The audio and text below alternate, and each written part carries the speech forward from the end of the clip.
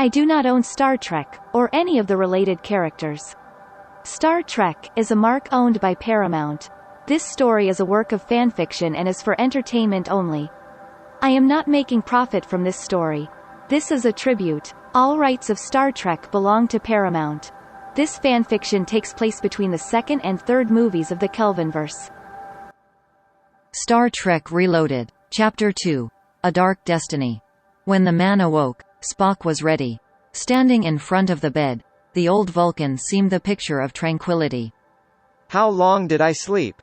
The visitor's question gave Spock the excuse for one of his famous answers, both pedantic and unintentionally ridiculous to human ears.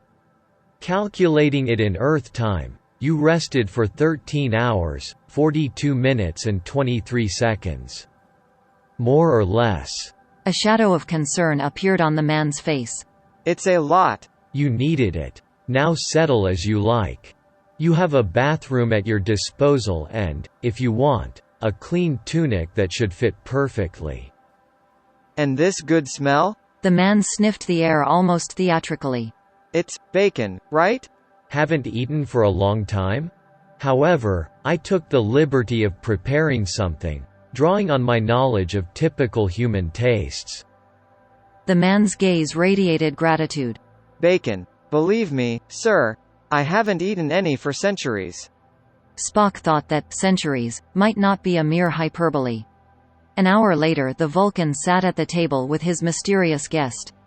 Clean and shaven, dressed in a sober gray tunic, the man voraciously ate slice after slice of bacon along with fried eggs and toast. The smell of meat was unpleasant to Spock, a vegetarian as was his people, but he had no difficulty in putting up with the customs of others. Breakfast ended with many cups of coffee until, full and satisfied, the visitor wiped his lips well and, finally, looked away from the table to direct it to the attention of the old Vulcan.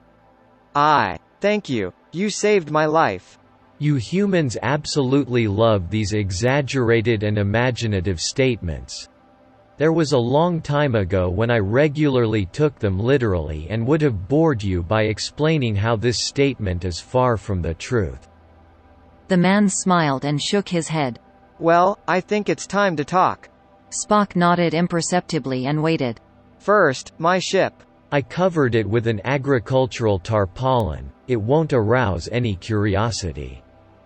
Okay, let me introduce myself. I am Captain Steve Notby, United Federation of Planets Temporal Intelligence, commander of the USS Riddle, NCC 23440. A chrononaut, it was obvious. What century are you from, sir? The man looked at him sideways. You must be difficult to surprise, right?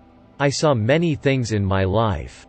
Involuntarily, thousands of images materialized on Spock's eyes for a split second, filled with strange new worlds and places where no one had ever been before. But it will still be a faint glow in the dark.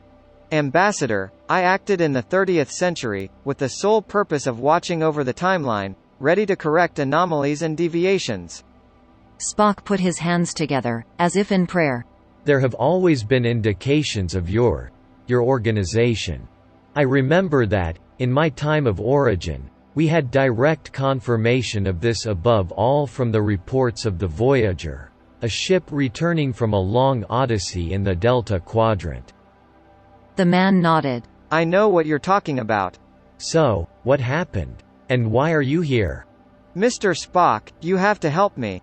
The universe has fallen apart and we must restore it. You have my attention. The man talked for hours.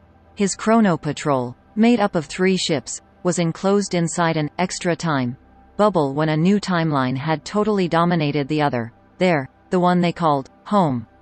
They had thus explored the 30th century, finding nothing but the ruins of what had been the Federation of United Planets. The entire Alpha Quadrant was burning under the blows of a total war between the Dominion and the Borg.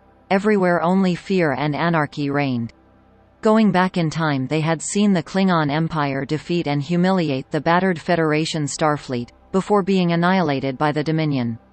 Even before that, and the times were quickly approaching the present, The information about Nero and the future destruction of their home planet had convinced the Senate of Romulus to embark on an unprecedented arms race. With hundreds of warbird cruisers, they had attacked the Federation looking for new territories to move to. The clash had been very harsh. New Vulcano had been one of the first planets to be completely destroyed. Nero's hatred had passed on to his ancestors.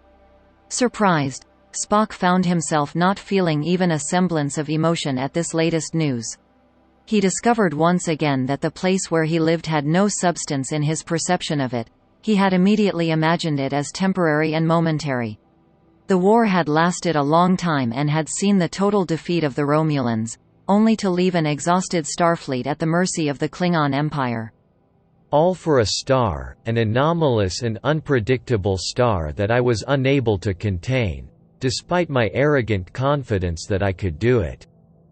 Spock thought of the unfortunate flight with the jellyfish, of the red matter that should have caused the star to collapse, and of the latter which, without warning, that sun exploded and expanded at warp speed, something beyond all logic, destroying the nearby system solar of Romulus in a few minutes. The star was only 16 light-years from Romulus' star. It was thought that if in the worst-case scenario it went a nova, the Romulans would have years to abandon their system as it was about to be hit with unbearable doses of radiation. Instead, that strange star had done something else entirely. And he hadn't been able to stop it. I really don't know what I could do for you, Captain.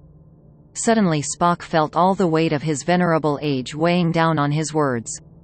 Changing the future, we know, is not impossible by correcting the past. But how can we change the past if this was changed by a future event? In a future that no longer exists. Notby felt a strange cold sensation grow inside him.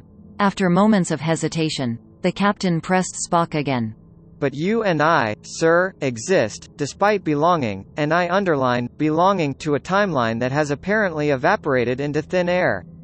We are anomalies, we know that. Time can tolerate small inconsistencies such as our existence here and now. He replied the Vulcan. Ambassador, be that as it may, the future is wrong and we must correct it. Spock looked at him carefully. The captain was probably much older than the 40 he looked. Who knows what level medicine had reached in the 30th century. Under his tunic one could glimpse toned and obedient muscles, typical of a man accustomed to action, but, by carefully observing his eyes, the warrior gave way to a cultured and profound person, at ease in battle as in the library. Notby must have seen a lot, and he didn't seem like a person to be underestimated at all.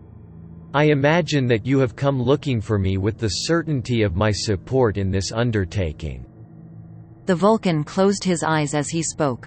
What makes you think that you wish to arrogate to me the right to change the fate of these people? In doing so, he spread his arms and with his right hand pointed dramatically to the town below them. It's a fate they don't deserve. The captain instinctively stood with his arms folded, as if to reject Spock's statement. We have the duty to make them a better federation, a union of peoples dedicated to thought and word. If we do nothing, the Federation will only become a forge of weapons, for decades, before ending up in oblivion anyway, submerged in fire and blood. Spock rose from his chair and began to walk around the room, opened the door and, on the windy veranda, looked carefully at the sad huts downstream. We were a great people, a beacon of civilization. He thought, dark and indecisive. He felt strong and contradictory emotions making their way through him, but he didn't block them completely, as he usually did. He allowed them to surface slowly, to express their reasons. And, please, don't tell me that such an action would not be ethical or logical. For a moment Notby's voice took on a vaguely reproachful tone. You and J.T. Kirk have violated this presumed ethic of time often, against every possible logic. Yet you have made a difference, and if our time was a worthy place to live, we also owe it to your human folly.